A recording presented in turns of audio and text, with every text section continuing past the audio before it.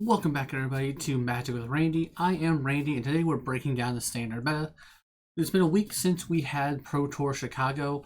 Time to see if Esper Bounce has been taken out of the meta. Is it only Domain and Domain strategies taking over? Is Mono Red and Gruul still at the top of the game? Let's find out. Real quick, guys, if you like what I'm doing, you like what you're seeing, go ahead and leave a like on the video. Subscribe to the channel, it really helps me out. And let me know what you guys are taking to your RCs, what you are planning on trying to take to the RC, what you're taking to your RCQs, and what you're planning on taking to the RC. I know we still got a couple more standard sets coming out. Really excited to see what they bring, but we are getting close to the end of the RCQ season, and soon will be RC season before we know it.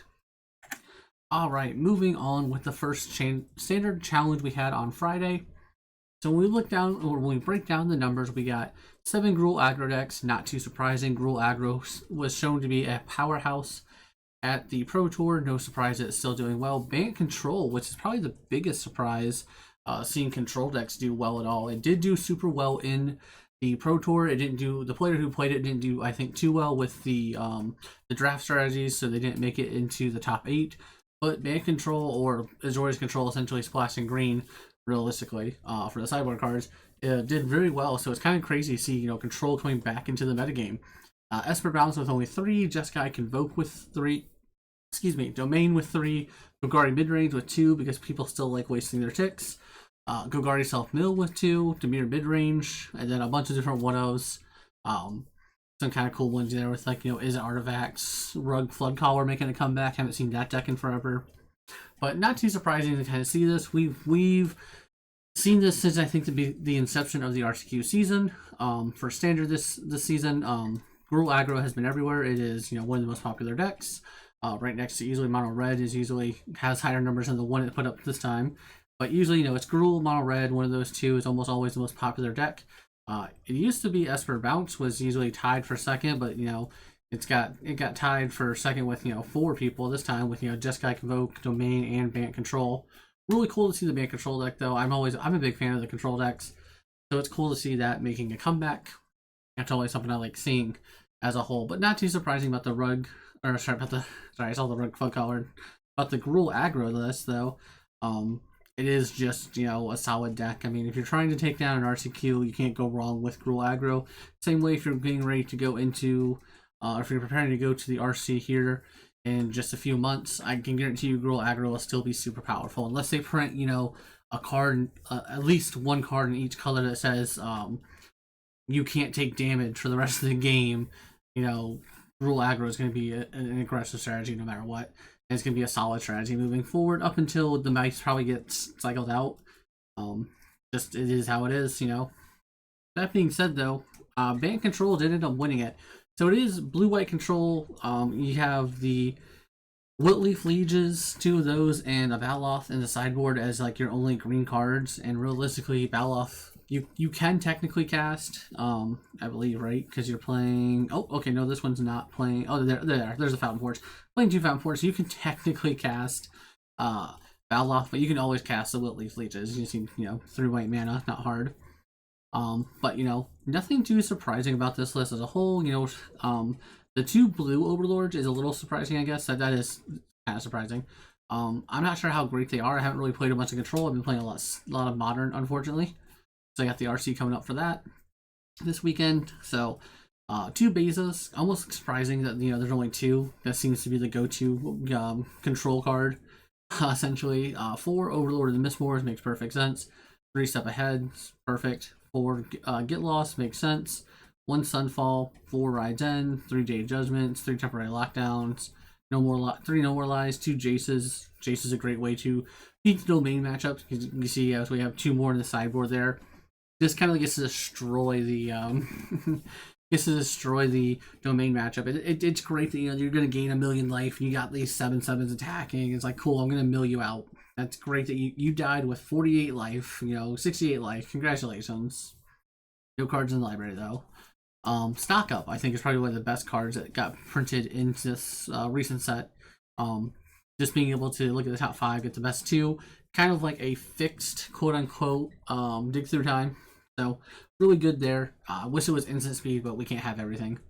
That being said, though, I think this deck is very well positioned. I think you can beat the aggressive decks, you can beat the mid-range decks, you can beat the domain grindy decks, essentially. You know, you kind of have game against everything. Obviously, you can still lose the aggressive decks. It's not hard to, you know, be faster than blue-white control. I think the Esper Pixie list can still beat this list as well. Like, this deck is not unbeatable by any means, but it's cool to see that we now finally have control back into the meta. So I'm kind of curious to see what this brings moving forward. Super happy to have it back in the format, though. I'm excited. I'm a fan. Moving on to the first Saturday challenge. Once again, we had Gruul Aggro with 8 copies, followed by Mono Red with 4 copies. Aggro is here to stay. If this is your first time ever watching one of these videos, welcome. But Aggro is probably the best deck in the format for Standard as a whole. You can pretty much just be, you have game against everything in the format. Relatively, I don't think there's any crazy matchups where you're just like, well, can't win this matchup ever. I mean, there's probably like 1 or 2 like outliers, but like of the like popular solid decks that you're gonna see in, you know, your RCQs and most of your like your bigger events, red is just, you know, Gruul, Mono Red. Those are the decks you want to play if you're not really sure. They're easy to pilot. They also take some skill. They're not just, you know, autopilot. You can win no matter what type situation, but they are a super strong deck to play. There's not a whole bunch of like super intricate decision making. You know, if you make the wrong play, you can easily bounce back from it. You're not going to get superly hard punished. Obviously, you can. I'm not saying that aggro is, you know, brain dead easy, but it is easier than, you know, some of the other decks that we see people play. If this is something, you know, if you're trying to qualify for an RCQ, just pick up Mono Red, borrow it from a friend, borrow it from an enemy, I don't care. Borrow Mono Red, borrow Gruul, you should be able to take down an RCQ by just playing like 2 of them, and you should be able to qualify realistically. Like, it's a very solid deck. And you get to just immediately punish people whenever they misstep. Oh, your 3rd land came into play untapped? Well, now you're gonna die. Oh, you didn't see your 2nd land, or you stumbled on whatever, you're gonna die. Thanks. Dimir Midrange playing 4 copies, kind of surprising to see that one. Esper Balance with 4 copies. Domain's opening up numbers with 3, and then Jeskai Convoke with 2, and a bunch of 1-ofs. Blue-White Omniscience making a comeback again. Dimir Artifacts and Izzet Artifacts now this time. Azorius Control because they didn't want to splash like the Bant player in the sideboard. But not too surprising to kind of see this, you know, Dimir Midrange seeing 4 copies is a little surprising. Dimir's kind of like fallen off hard as a whole. I don't really know how else to describe that. Dimir was super popular, it's kind of just died down. We don't really see it. We see, you know, Dimir Midrange, Dimir Bounce, they're a very similar deck concept as a whole. And this is surprising as, you know, see 4 copies in this one event. Kind of interesting to see if they, you know, Dimir ever starts to pick back up, but it did have an abysmal win rate at the Pro Tour, so I don't know if there's going to be a whole lot of people really die hard playing that deck. We'll just have to see how that moves forward. That being said, though, Esper Pixies did win. Despite Esper Bounce, I keep wanting to call it Pixie because that's what the Pro Tour kept calling it. Esper Bounce, despite it having, you know, not the greatest showing at the Pro Tour, I will say that metagame was heavily geared to try to beat the Esper Bounce deck. Everyone knew it was the quote-unquote best deck coming into the format, or coming into that tournament, so it had a big target on his back. So everybody had a game plan for it. We saw decks that were, you know, black-white and basically running, you know, four different, you know, creatures on the side where they could get put into play if they got discarded type thing. You know, we saw a whole bunch of just stuff like that where people were super metagaming to beat this deck. Now, that being said, when people don't heavily metagame against Esper Bounce, it's still a very, very, very powerful deck and very good. Despite the mana being, you know, god-awful as everyone complained about, the deck still does super well. This one is not doing anything particularly different, particularly crazy as a whole. We're still playing our 4 Pixies, 4 Scavengers, 4 Fear of Isolation, 4 Stormchaser's Challenge is kind of like our main creatures. This one's running 2 Mockingbirds, 3 Kaidos. And then, of course, we have, you know, 4 Hopeless Nightmare, 4 Nowhere to Run, 4 This Town Ain't Big Enough. And then we got a Go for the Throat, a Destroy Evil, 1 Monumental Breaker, and then our land. So nothing too crazy. Sideboards, nothing too crazy as well. As the 4th Kaido, I'm kind of a little interested in that. I don't know what you're boarding the 4th Kaido in for. Maybe it's more for like the control decks that are starting to pop up. That is a little bit more challenging for the control decks to deal with, so it could be something like that. Notably, 3 rest in peace in the sideboard because of the graveyard shenanigans going around, like the Jeskai Oculus list and things of that nature. So, kind of funny as a whole, we're seeing that kind of stuff get played out. Excuse me. Getting played out more. But outside of that, nothing really too crazy to speak about for this for this Esper Bounce list. Kind of pretty stock. Just, your 75 or your 15 is always going to be changing. Your 75 is pretty much the same, just depends if you want to play a couple different removal spells, things like that nature. Alright, moving on to the second challenge then on Saturday. We had 5 Gruul aggro decks. Reading's hard, folks. 4 Bant control decks, 4 Esper Bounce, 4 Domain, 2 Dimir midrange, 2 Golgari midrange, 2 Boros aggro, 2 mono red, and then a bunch of different one-ofs. The Jeskai combo deck is just the Omniscience combo deck, playing the 1 red card in the sideboard for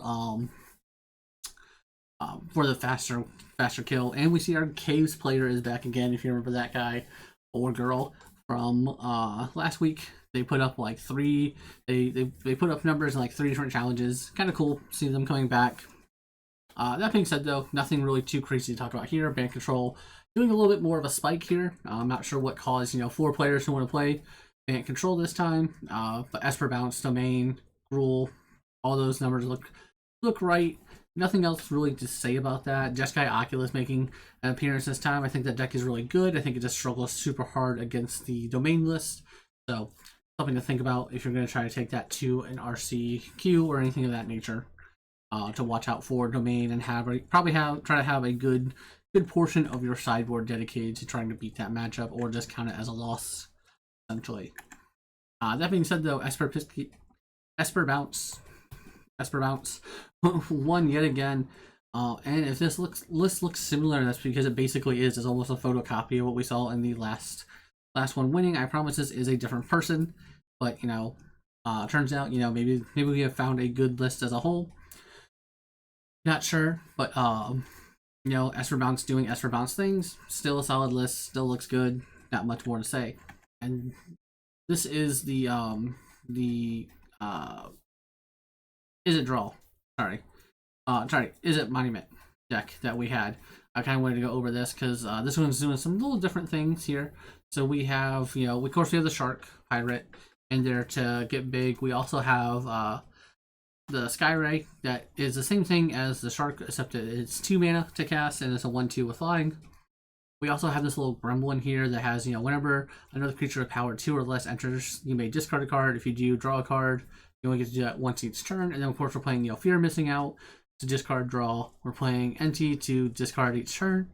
And then we got, our Streamcore Scholar to be able to draw and discard. We got Prof's Edict because that card's amazing.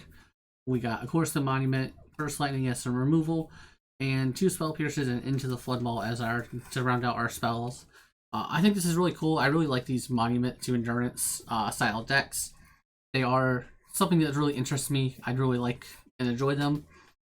I also like that Rao is seeing some play in the sideboard. I really like Rao as a Planeswalker. I just like him. I think he's cool. He gets to give you so much grind and dig potential. Essentially, just nice as a whole.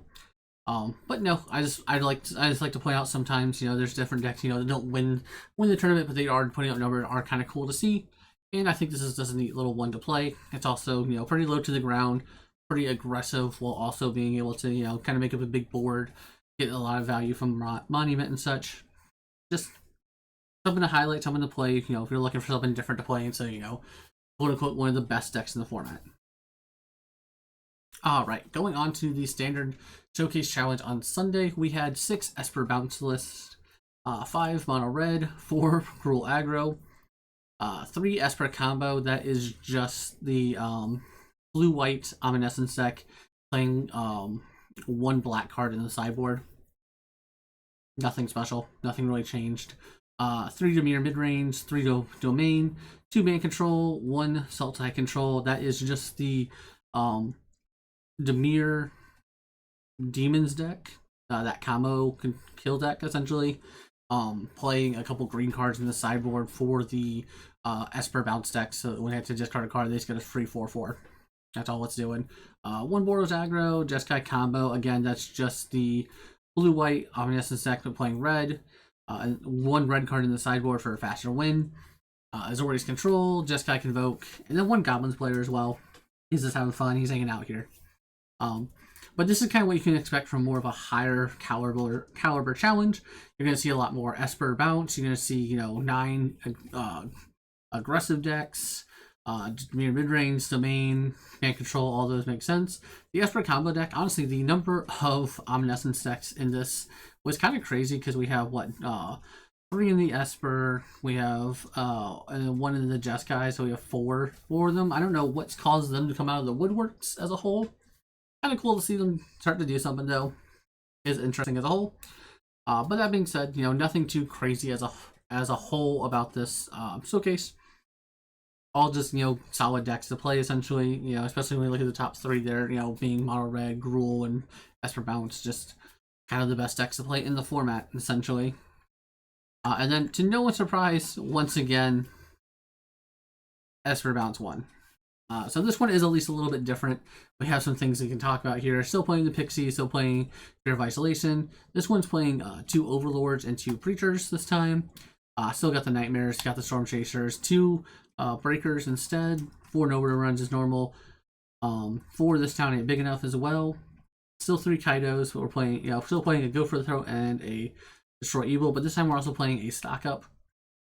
Kind of one of those cards that helps you dig deep, when you're into that mid to late game, get exactly what you need type situation. Sideboard also a little bit different than what we saw in the last 2, just as a whole. So, kind of cool. Like I said, this deck is not, completely finished. I do like the Overlord aspect, I think, a lot. Just being able to kind of pick and choose what you want to get. Really great card to bounce with no run. With this town ain't big enough, and Fear of Isolation, just, just what this deck needed. This deck was really missing another good value engine because we didn't have enough of it, so we decided to put the Overlord in there as well. And I think this deck is looking pretty solid as a whole. I don't think anyone thinks this deck is going anywhere. Like I said, it had a bad showing at the Pro Tour, and that was because it had a giant target on its back. And it even still did well. It just didn't put any numbers into the top 8. So, even with that, heavily metagamed against, the deck is still very powerful. And I think moving forward, we're still going to see this in a lot of our RCQs we're going to. I can't imagine that the RC is going to be any different.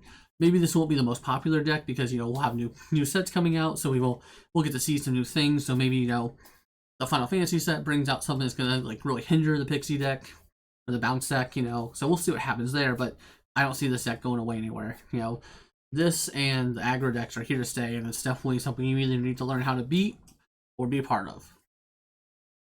But that's all I have to say so far for the metagame here recently, a week after the Pro Tour. We'll have to see how we keep evolving, have to see what Final Fantasy brings us, what kind of changes are going to shake up the metagame. But as always, guys, I am Randy. If you like what I'm doing, you like what I'm seeing, go ahead and leave a like on the video, subscribe to the channel, and let me know what you think about our new Esper Bounce Overlords.